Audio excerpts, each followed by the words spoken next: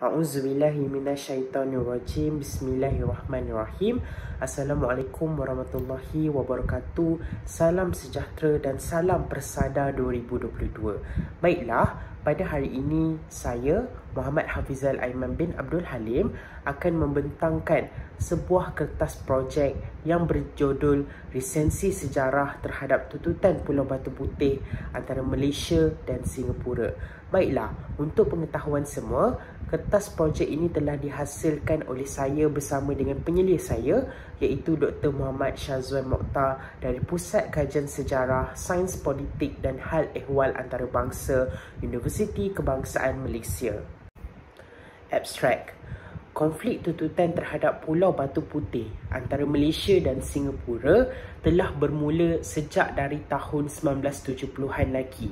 Kita dapat lihat Malaysia dan Singapura telah pun menggunakan pendekatan diplomatik untuk menyelesaikan konflik tututan terhadap Pulau Batu Putih ini, di mana masing-masing bersetuju untuk membawa isu ini untuk diadili oleh Mahkamah Keadilan Antarabangsa.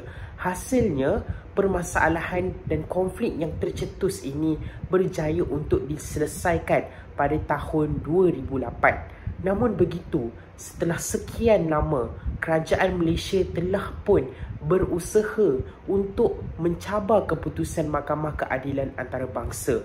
Justru itu, kertas projek ini bertujuan untuk menilai semula beberapa dokumen sejarah seperti dokumen FCO 24/1209, C0273/142, PRO 49 dan beberapa dokumen rasmi yang telah disediakan oleh Mahkamah Keadilan Antarabangsa.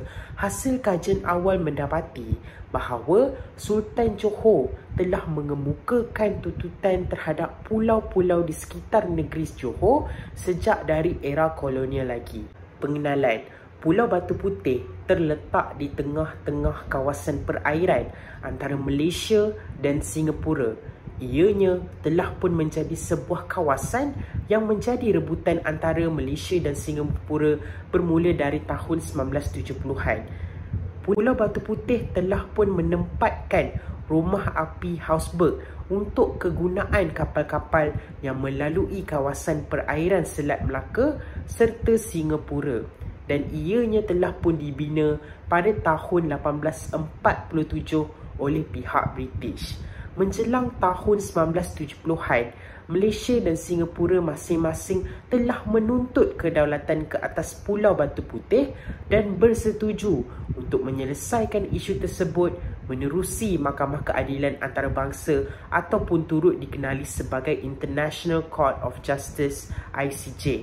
Dan pada tanggal 23 Mei 2008, masalah berkaitan dengan tuntutan Pulau Batu Putih ini telah pun berjaya untuk diselesaikan apabila 16 hakim yang mengadili perbicaraan Pulau Batu Putih telah bersepakat untuk mengiktiraf Singapura sebagai pemilik sah Pulau Batu Putih. Sorotan literatur, terdapat beberapa kajian yang telah pun dirujuk oleh penulis untuk menghasilkan kertas projek ini. Antaranya adalah seperti Yoshifumi 2008, di mana dalam kajian ini ianya membincangkan berkenaan dengan latar belakang kes tuntutan Pulau Batu Putih antara Malaysia dan Singapura. Selain itu, kajian yang dihasilkan oleh Norizan Kadir pada 2015 membincangkan berkenaan dengan pendirian dan perspektif Malaysia sepanjang perbicaraan Pulau Batu Putih berlangsung, dan intipati utama daripada kajian tersebut menjelaskan bahawa Kesultanan Johor merupakan pemilik asal Pulau Batu Putih. Manakala kajian daripada Jayakumar dan Co turut mengetengahkan perspektif daripada Singapura, di mana Jayakumar dan Co telah pun mendedahkan bahawa kemenangan Singapura dalam isu Pulau Batu Putih ini didorong oleh kegagalan kerajaan Johor untuk membuktikan bahawa mereka adalah pemilik asal Pulau Batu Putih. Metodologi kajian, terdapat beberapa kaedah yang digunakan untuk menghasilkan kertas projek ini. Antaranya adalah pertama, mengenal pasti sumber-sumber primer yang digunakan oleh kerajaan Malaysia dan Singapura untuk membuktikan kes mereka masing-masing. Kedua, menganalisis kandungan-kandungan yang terdapat dalam rekod-rekod kolonial. Dan yang ketiga, menggunakan kaedah rujukan silang bagi mengenal pasti kerelevanan sumber yang digunakan. Dapatan dan perbincangan. Baiklah, tuntutan awal Sultan Johor terhadap Pulau 7. Sebelum berlakunya tuntutan terhadap Pulau Batu Putih, Kesultanan Johor telah pun menuntut wilayah yang melibatkan pulau-pulau yang dahulunya berada di bawah kekuasaan Kerajaan Johor Riau. Misalnya, pada tahun 1886, Sultan Johor telah menuntut penguasaan terhadap Pulau Anambas, Natuna dan juga Jambelon yang turut dikenali sebagai gugusan Pulau 7 daripada Kerajaan Belanda. Namun begitu, Kerajaan Belanda tidak bersetuju dengan tuntutan yang dilakukan oleh Kesultanan Johor kerana mereka menganggap bahawa tuntutan yang dilakukan tersebut tidak bersifat prima facie dan Kerajaan British pula mengiktiraf kedaulatan Belanda terhadap ketiga-tiga pulau tersebut. Keadaan ini menyebabkan Sultan Johor tidak dapat untuk menuntut kekuasaan terhadap Pulau 7 sebelum berlakunya tuntutan terhadap Pulau Batu Putih. Menerusi kertas projek ini juga, kami berjaya untuk mendapati bahawa terdapat 8 jenis dokumen yang digunakan oleh Kerajaan Malaysia untuk menuntut kedaulatan terhadap Pulau Batu Putih. Antara dokumen-dokumen yang digunakan adalah seperti Perjanjian Inggeris-Belanda 17 Mac 1824 dan Perjanjian Crawford 2 Ogos 1824, surat-surat jawapan daripada Sultan Ali dan Temenggung Daeng Ibrahim, surat daripada Gubernur Belanda di Melaka, langkah diplomatik. Baiklah, menjelang tahun 1994, pemimpin kedua-dua buah negara iaitu Malaysia dan Singapura telah pun bersepakat untuk menyelesaikan masalah pertikaian Pulau Batu Putih di ICJ.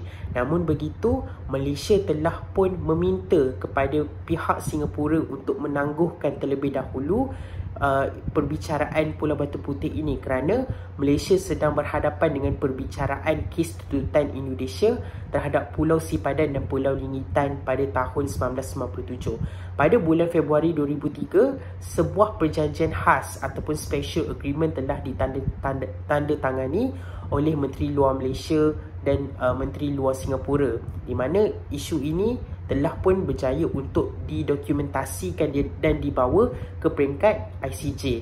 Dan itu juga, dapatan kajian mendapati bahawa berlaku konflik sejarah dalam penghujahan Malaysia dan Singapura di ICJ, di mana kerajaan Singapura telah pun mengemukakan hujah bahawa Pulau Batu Putih ini merupakan sebuah kawasan yang bersifat terra nullius ataupun tidak berpenghuni.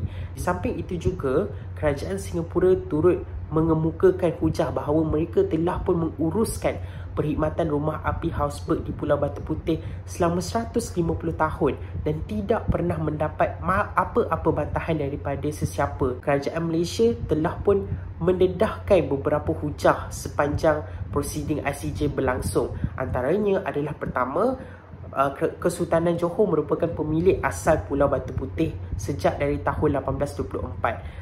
Di samping itu juga, kerajaan Malaysia turut memetik dua perjanjian, iaitu Perjanjian Inggeris-Belanda 1824 dan Perjanjian Crawford 1824, di mana kedua-dua perjanjian ini telah pun mengiktiraf kerajaan Johor sebagai pemilik asal terhadap ketiga-tiga pulau yang dituntut oleh kerajaan Singapura. Menerusi penulisan kertas projek ini juga, pengkaji turut menilai usaha-usaha yang dilakukan oleh Malaysia untuk menyemak semula keputusan ICJ. Peranan yang dimainkan oleh Tan Sri Muhammad Appendi Ali yang dilantik sebagai Peguam Negara pada tahun 2015 memainkan peranan untuk menyemak semula isu ini, di mana beliau telah pun melakukan penelitian bersama dengan 5 penyelidik ke London untuk menyemak lebih daripada 3,000 dokumen baharu di Arkib Negara United Kingdom.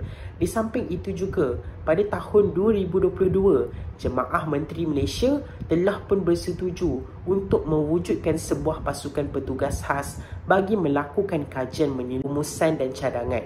Baiklah, kerajaan Malaysia perlu untuk mengambil kesempatan serta peluang untuk melakukan semakan semula berdasarkan kepada jumpaan 3 dokumen sejarah baharu yang menepati artikel 61 Statut Mahkamah Keadilan Antarabangsa.